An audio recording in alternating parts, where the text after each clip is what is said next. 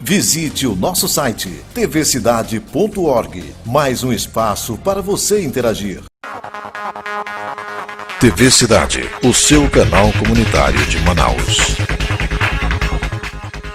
Você vai assistir a seguir na TV Cidade Manaus mais uma produção. O conteúdo é de inteira responsabilidade de atores, produtores e apresentadores.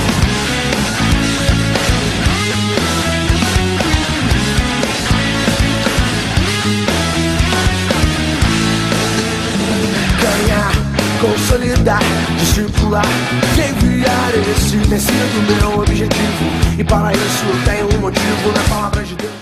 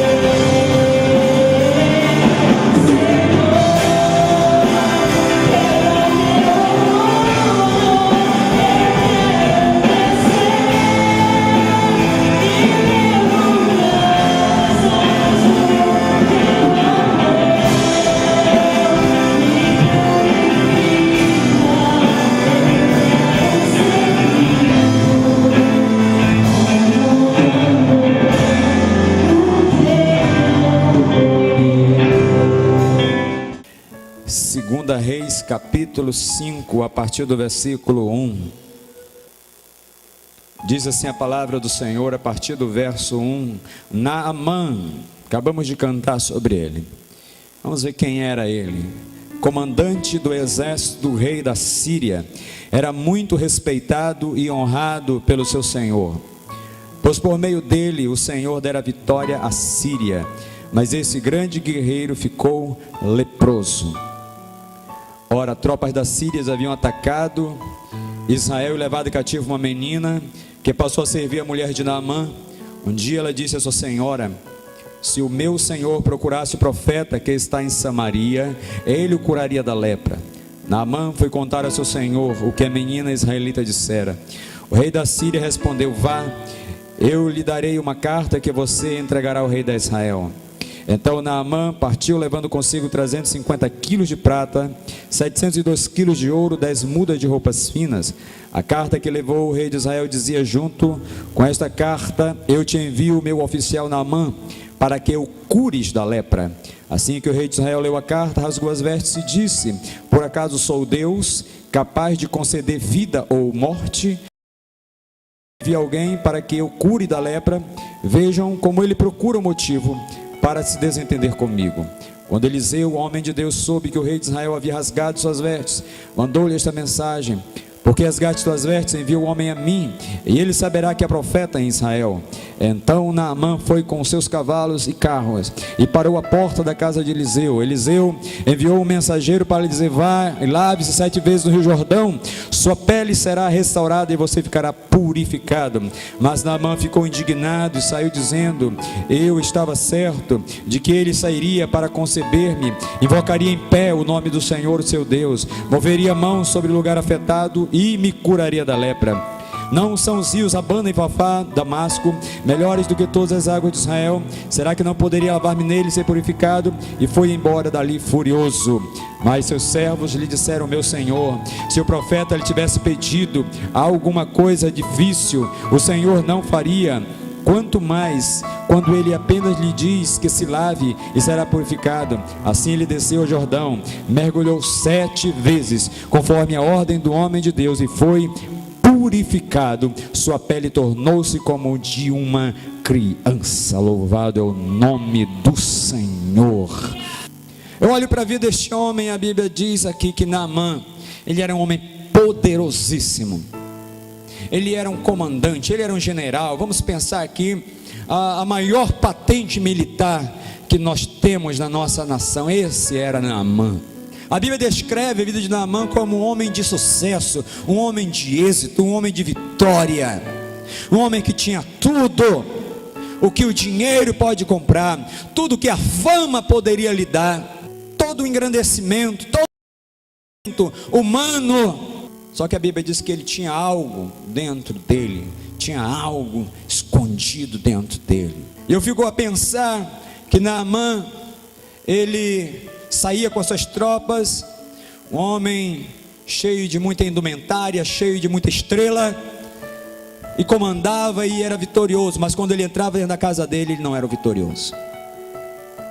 Querido, eu posso olhar e ver quantas pessoas são muito bem fora de casa, mas quando põe o pé dentro de casa não são.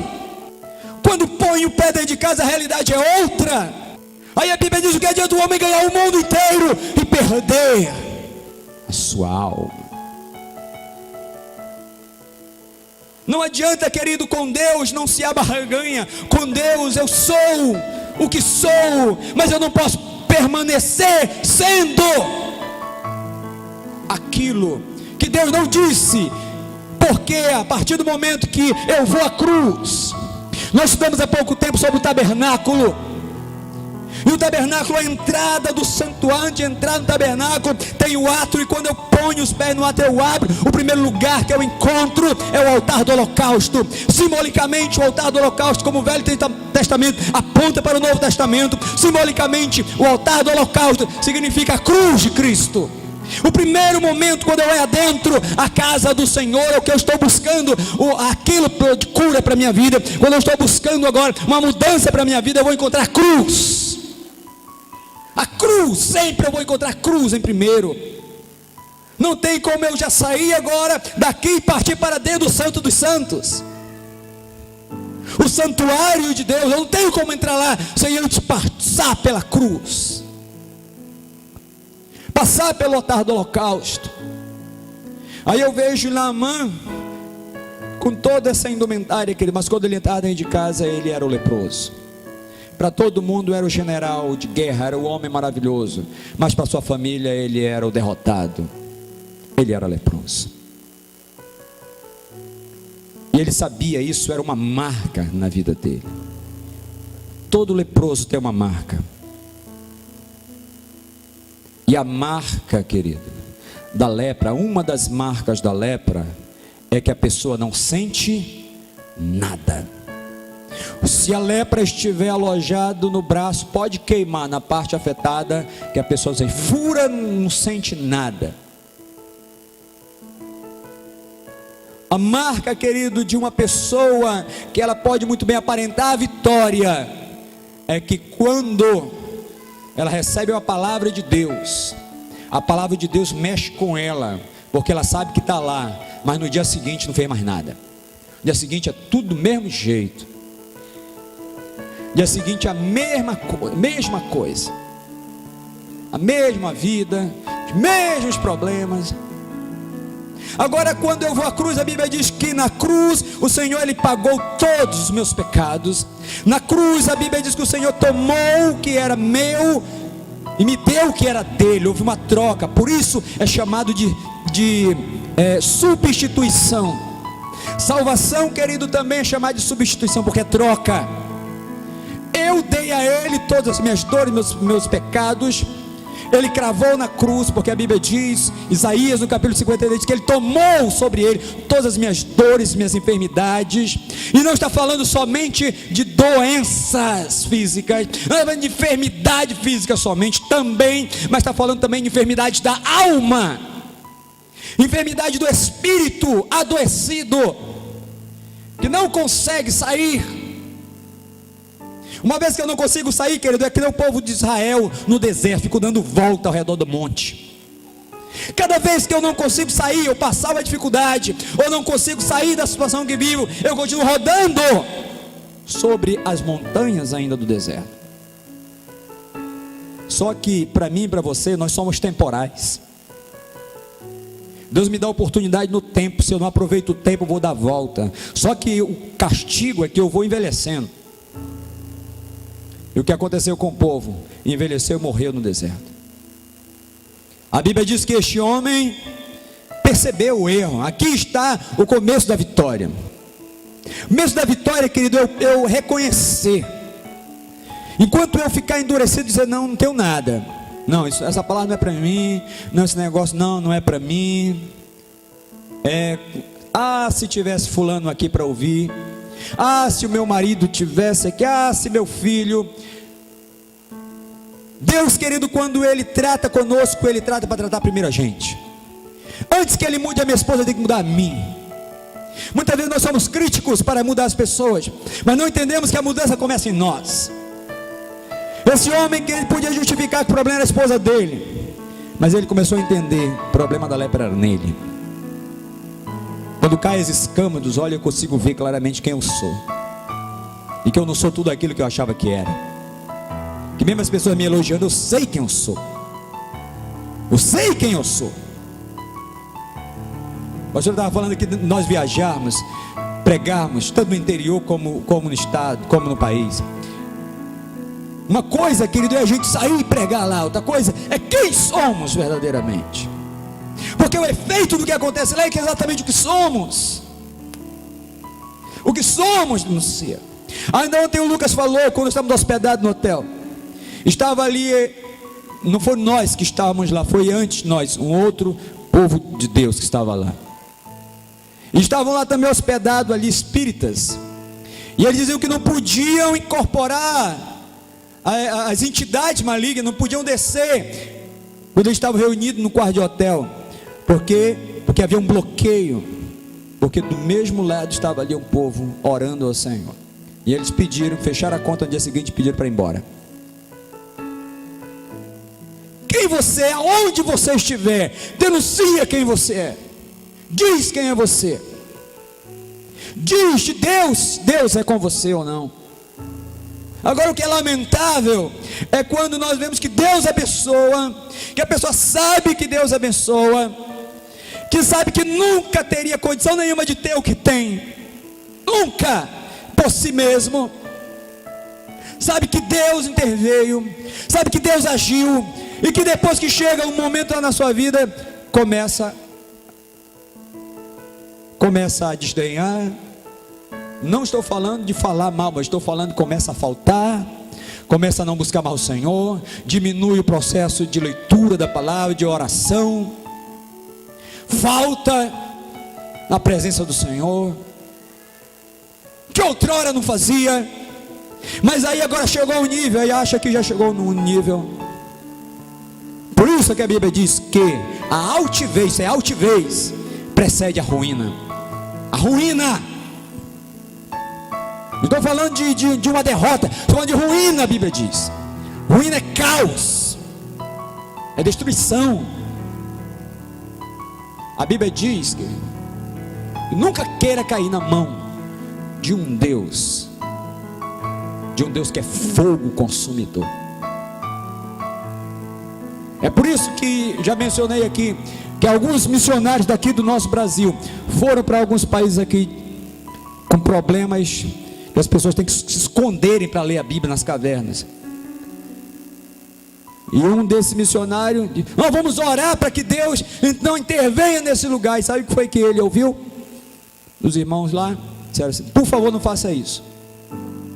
É melhor viver debaixo de perseguição e continuar firme no Senhor, do que entrar em muitos países que já se acham cheios de Deus e que já perderam a noção de quem é Deus na vida. Tem tudo para adorar a Deus, mas não adoram a Deus. Isso, querido, é uma chamada para nós, para entender se tem ou não tem lepra, que não está sentindo mais o mover de Deus, eu não sente mais Deus falar, que acha que o seu entendimento é tudo, que o que tem é tudo.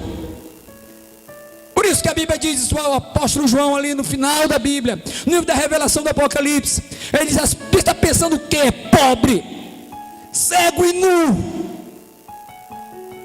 aconselho-te que de mim compre ouro refinado, mudança de vida.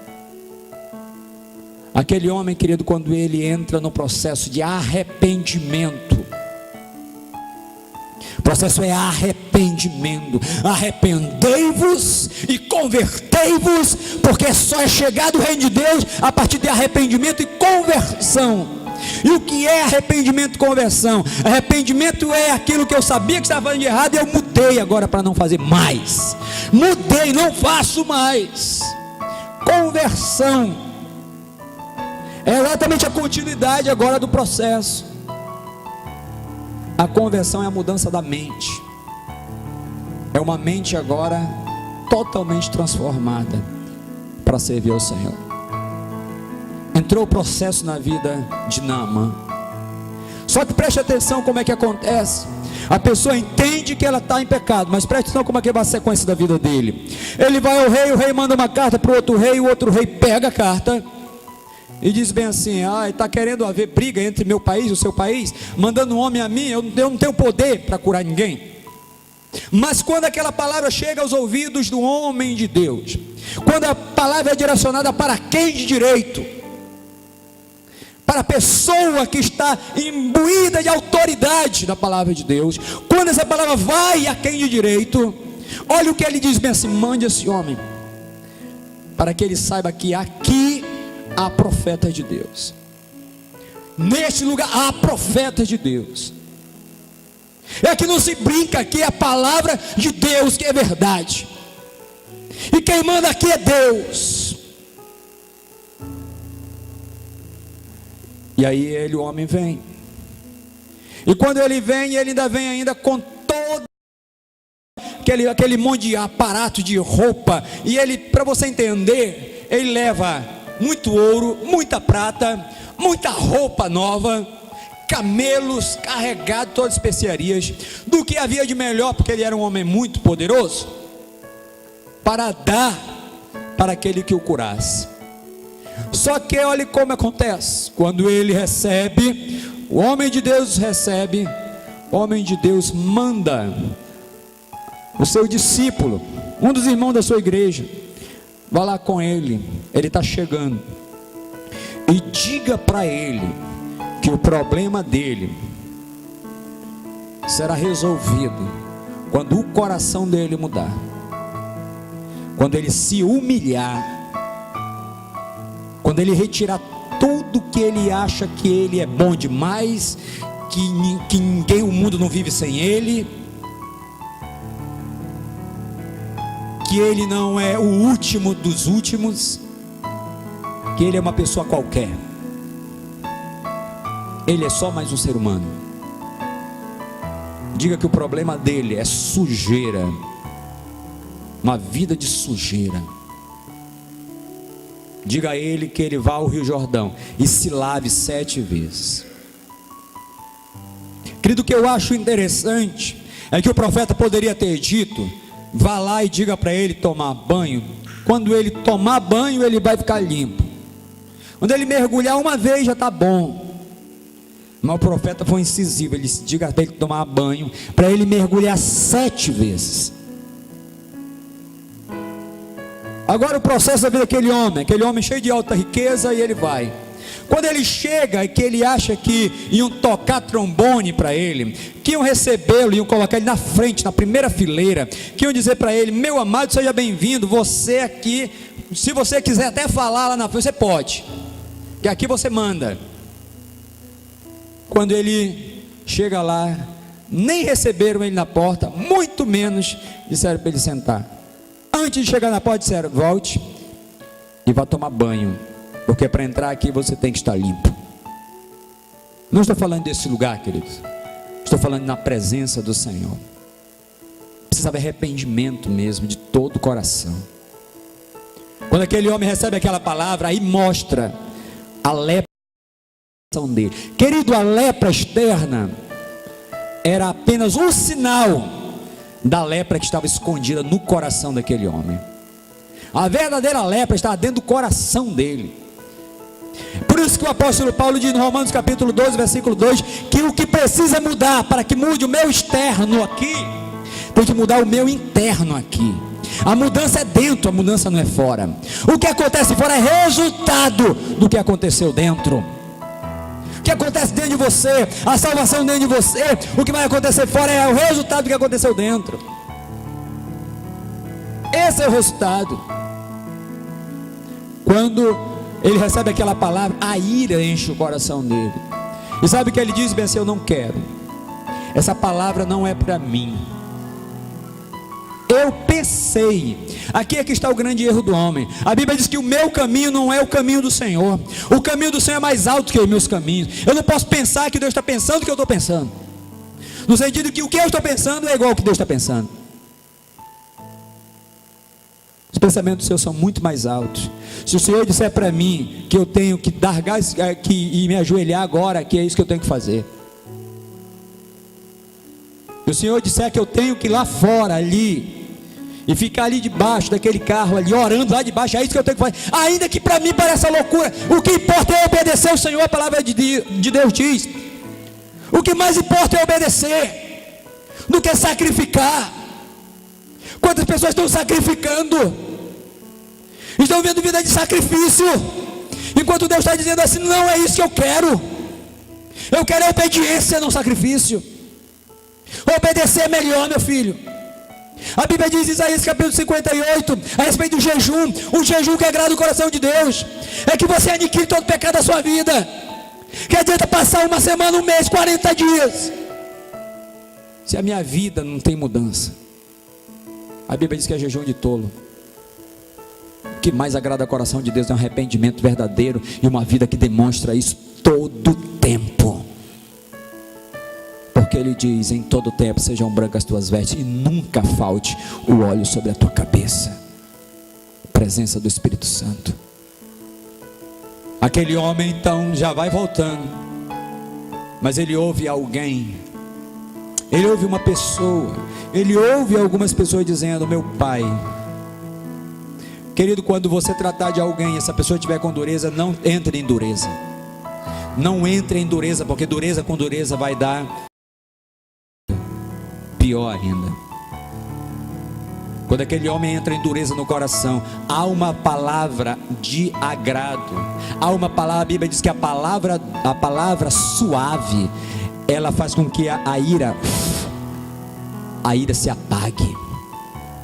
Não adianta você tratar uma pessoa, mas porque está em pecado. Ore por ela e libere uma palavra sobre ela que restaure. Não adianta você tacar pedra, não adianta. Uma palavra mais dura, a Bíblia diz que suscita ira. Aqueles homens tiveram entendimento. Meu pai, se o profeta lhe tivesse dito, para o senhor fazer uma coisa muito difícil, o senhor faria. Ele está dizendo para o senhor fazer uma coisa fácil. É por isso que às vezes as pessoas não entendem. Se você quer aceitar Jesus, apenas levante sua mão. A pessoa acha que é fácil demais. O que é levantar a mão? Isso é muito fácil. Isso é muito fácil porque você não levanta a mão.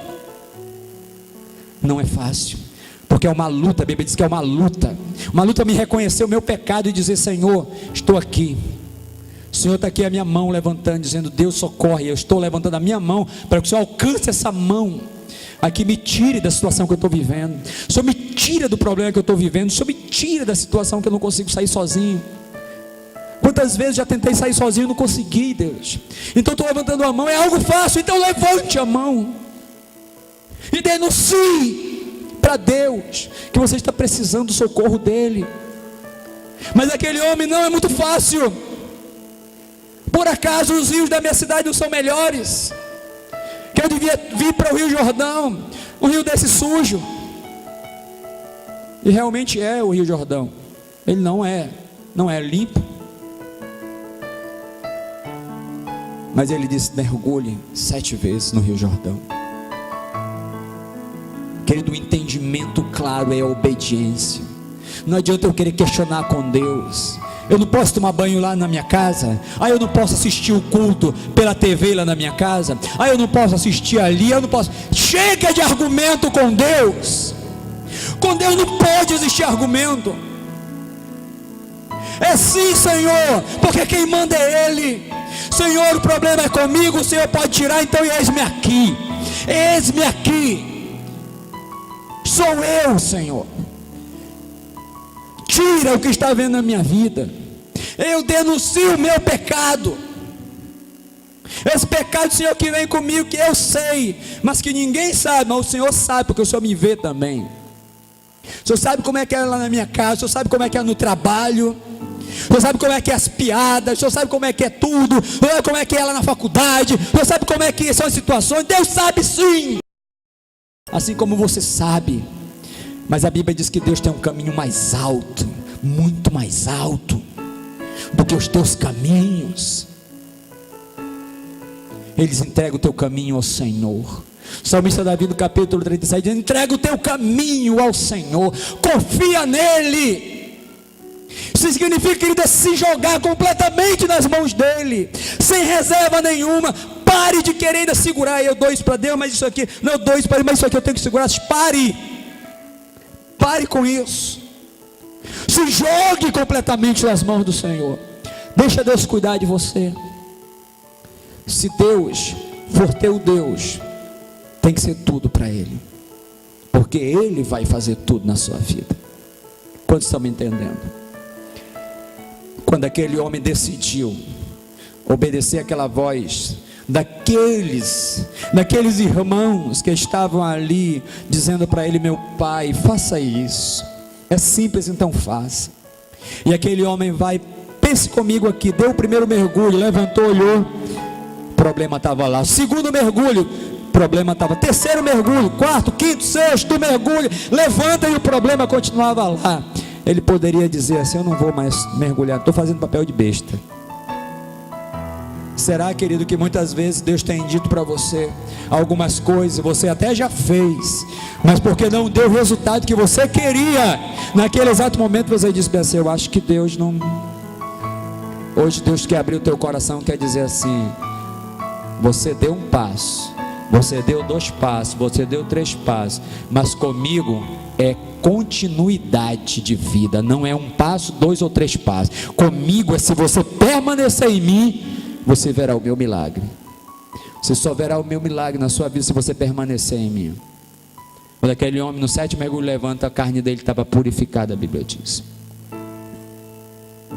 A obediência, a palavra 100%, trará também 100% de êxito daquilo que você espera em Deus. Você está na TV